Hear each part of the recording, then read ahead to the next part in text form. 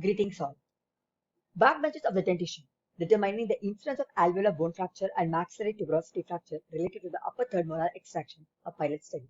As we all know, extraction is the most common minor surgical procedure that is employed in the field of dentistry, right from removing the tooth for an orthodontical purpose till removing the tooth that is involved in the dentigenesis.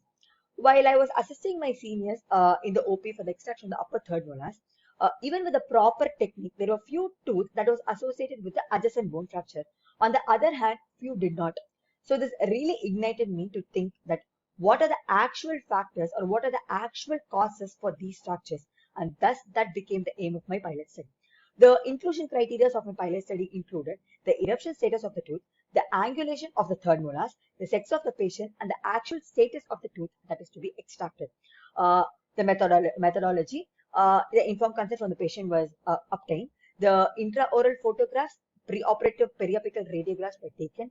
The inclusion criteria, that is, the eruption status and the angulation of the tooth, was evaluated with the help of both intraoral photographs and the intraoral periapical radiographs, and it was recorded. Later, the tooth was extracted with a proper technique under local anesthesia. Later, the post-operative photographs were taken of both the socket and the tooth. In case if the tooth was associated with any adjacent bone fracture, either be the alveolar bone or the maxillary tuberosity fracture, it was photographed, it was recorded, and it was evaluated. Some of the examples here are the intraoral photograph of one of the case we evaluated, and these three intraoral periapical radiographs of the sequence mentioned here indicates the angulation of the tooth, that is vertical, disto-angulated, and a slightly mesio-angulated tooth. And the last picture is the example of a maxillary tuberosity fracture we encountered while extracting the upper third molars. Now, after obtaining the results were statistically analyzed and it was represented in the tabular column and in the pie chart. It is very evident that among the fully erupted, buccoverted, and partially erupted, the fully erupted tooth showed the highest incidence, that is 14 number among the 58 number of cases showed fracture.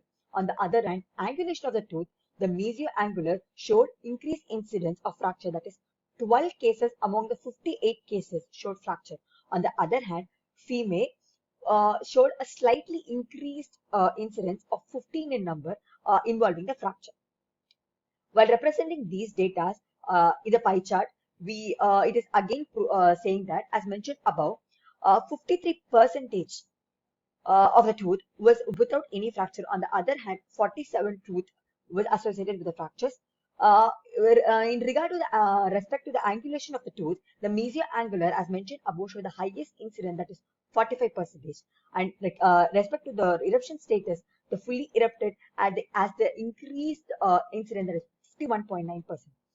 So, as a conclusion from the above study, it is stating that the fully erupted tooth with a mesioangulation and in female patients show the highest incidence of fracture among the others.